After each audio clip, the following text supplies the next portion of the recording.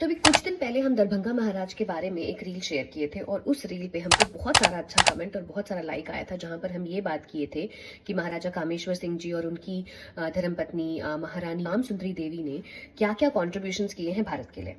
तो ये जो हमने बातें बताई थी आप लोगों को, वो सारी बातें जो है that was purely on the information जो हमें घर से मिला था। मम्मी पापा ने जो बताया था उसके बेसिस पे हम आपसे वो इन्फॉर्मेशन शेयर किए थे। और क्योंकि हम ये इन्फॉर्मेशन शेयर किए थे आप लोगों के साथ और मेरे दिमाग में ये सब चल रहा था और कमेंट्स में हम पढ़े, किसी ने बताया कि मुंबई में भी कोई दरभंगा हाउस है, दरभंगा बंगलो है।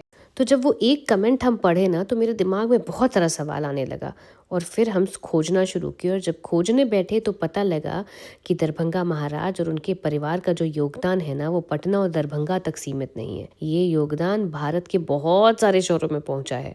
तो बिहार के बाहर अगर शहर की बात करें तो पहला शहर है कलकत्ता, जहां पर दरभंगा हाउस हुआ करता था चौरंगी लेन पर। उसको डिमोलिश कर दिया गया है और डिमोलिशन का कारण क्या दिया गया है भाई, वो ये है कि रीडेवलपमेंट के लिए एक पुरानी बिल्डिंग जो कि सदियों पुरानी थी उसको डिमोलिश कर दिया गया। पर कैलकाटा यूनिवर्सिटी में आज भी एक दरभंगा हॉल है जो कि दरभंगा महाराज की फैमिली के नाम पर है और उन्होंने ऐसा कहा जाता है कि काफी डोनेशंस भी किए हैं वहां पर। बात करते हैं भारत के इकोनॉमिक कैपिटल की, जो कि है मुंबई, उस समय का बॉम्बे। और वहां पर है दरभंगा मैंशन, जो आज भी अपनी बनावट के लिए बहुत सराहा जाता है। दिल्ली में भी एक दरभंगा लेन है और वहां पर एक घर हुआ करता था which was a private residence which has now been taken over by the government.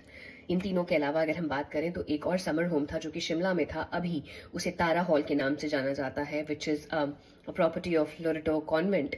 लेकिन कहीं भी इसका रिटन जिक्र नहीं है, पर ऐसा कहा जाता है कि ये जो था ये उनका समर रेसिडेंस था, ब्रिटिश रॉयल पर्पसेस के लिए भी यूज होता था और ये प्रॉपर्टी दरभंगा महाराज की थी, जिनको बहुत ज्यादा इंक्लिनेशन था एजुकेशनल पर्पसेस के लिए, तो इन लोगों ने डोनेट कर दिया उसको।